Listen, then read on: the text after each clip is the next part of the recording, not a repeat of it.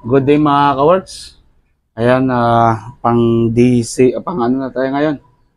Pang part 7 na tayo dito sa ating TSR. So ito yung gagawin ko ngayon mga kaworks. Ayos na itong tambutso. So ito naman ang gagawin ko ngayon mga kaworks, no? Yung manifold dito. Yan. Dahil ililihis ko siya, gagawin ko yung dito. Nakalihis na siya ng ganyan. Yan. Ayan, pag nakalihis na siya, gagawa ako dito ng tubo papunta dyan sa may airbox. Tanggalin natin mula ito mga kaworks.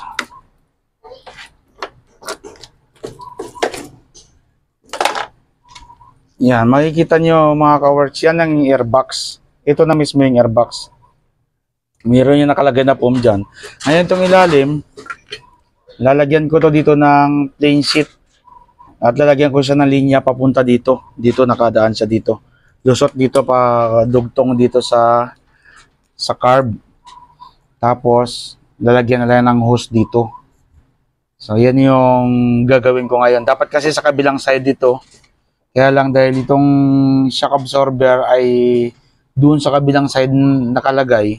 Kasi pang chemics siya, nakagilid siya. Kaya dito na nakalagay itong carb. So ganyan na magiging position niya. Tapos lalagyan ko na lang yan dito ng dugtong papunta doon. So yun ang gagawin ko mga kaworks. Samahan niyo ako.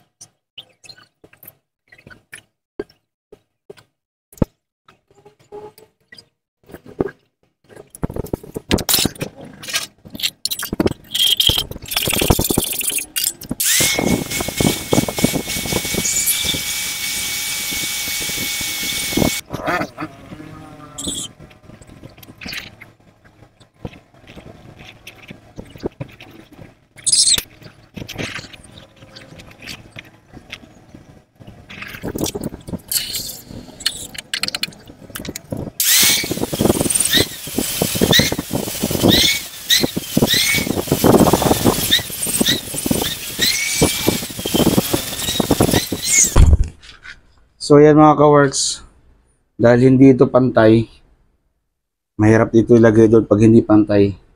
Para maging pantay siya, dito ko siya hahasain. Ito kasi flat ito.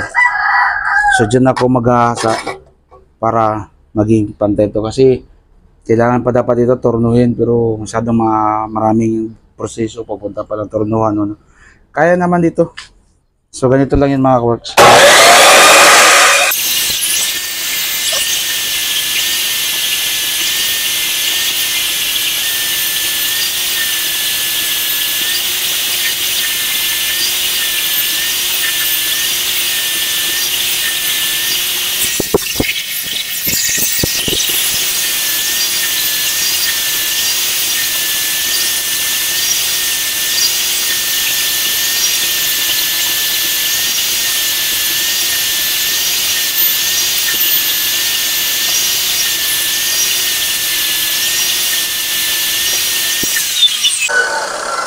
Ayan mga kaworks, ha?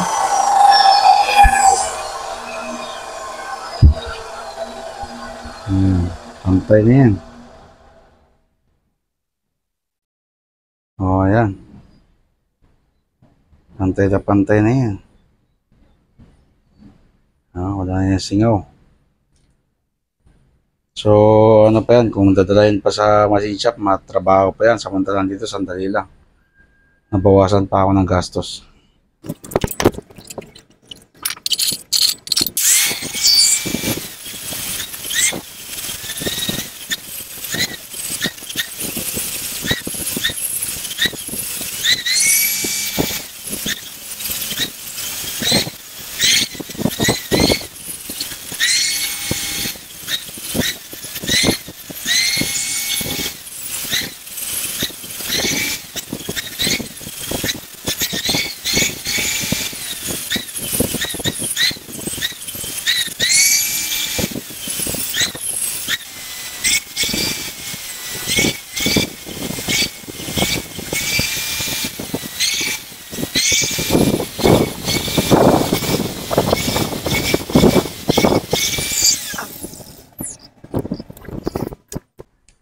So, ayan mga ka-works.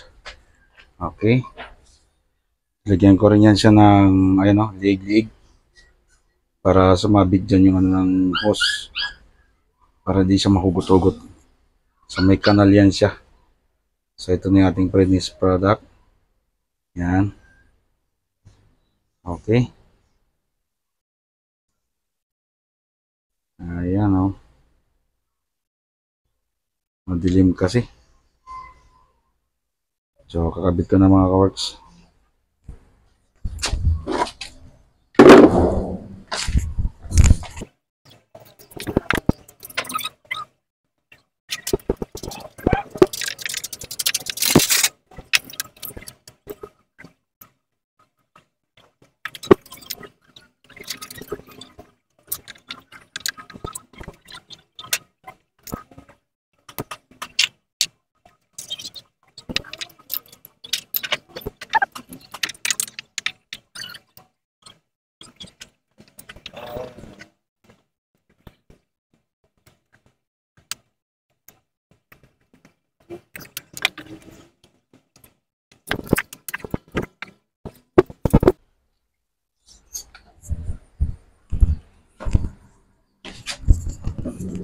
So, ayan mga ka-works.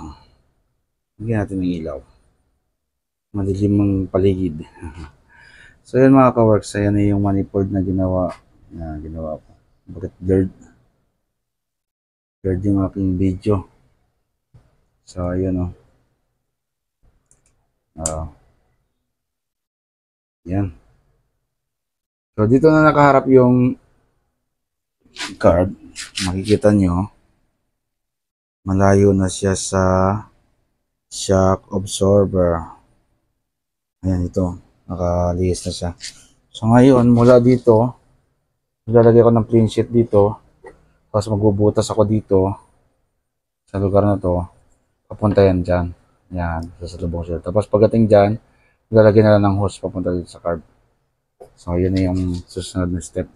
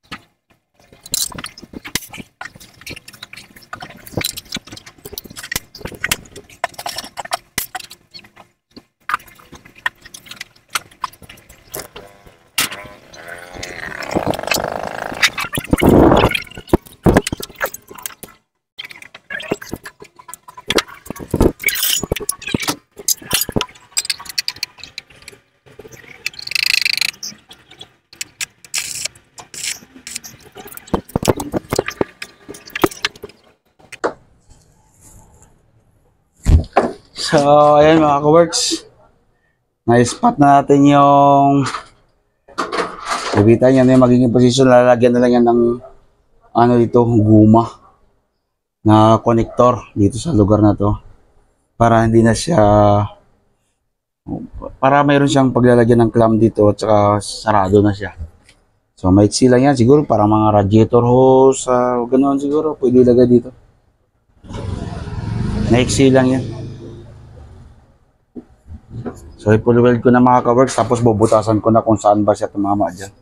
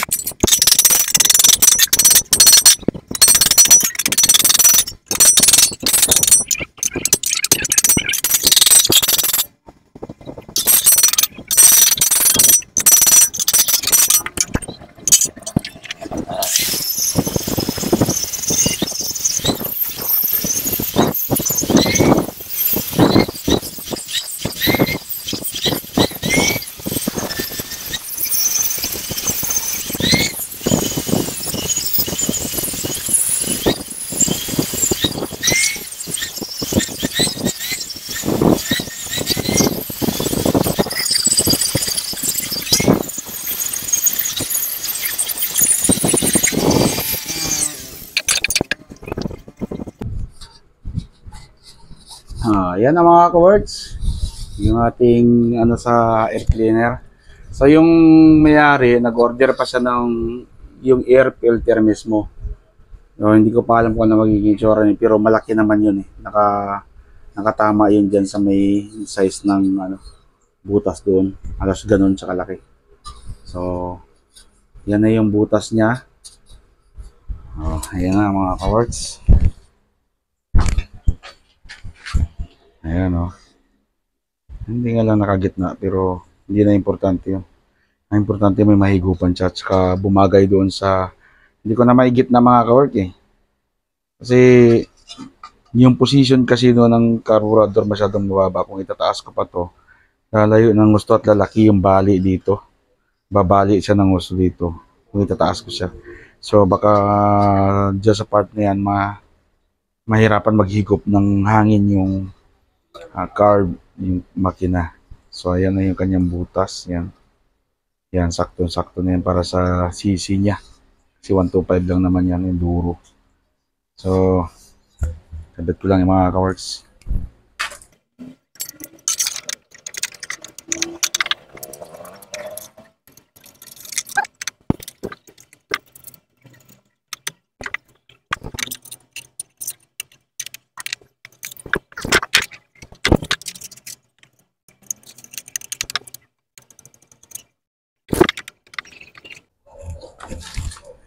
Ayan mga ka-works. Ayan o. Ilalagay na lang ito dito ng guma, yung connector niya. Para sa lalagyan na lang ng clamp. Yan. So, maiksi lang na connector, mga 1 inch lang. So, yan naman na mga ka-works. Mamaya, yung pigs na naman.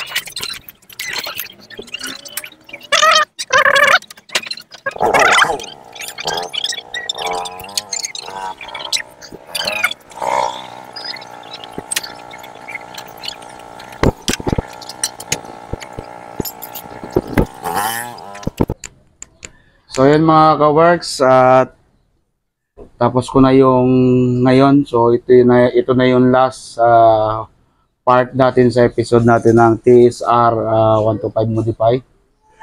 So yan, nakabit ko na yung pegs. Ayos na yung pegs, ayos na yung kanyang brake. Ayos na rin yung kanyang yung kanyang airbox. So ayan na yung kanyang airbox, kaya lang mga ka-works, hindi pa natin makikita yung totoong forma niya ngayon dahil ito ay pipinturahan pa. So iuwi na to ng may-ari, siguro bukas ko na lang ipapakuha dahil nga gabi na ngayon.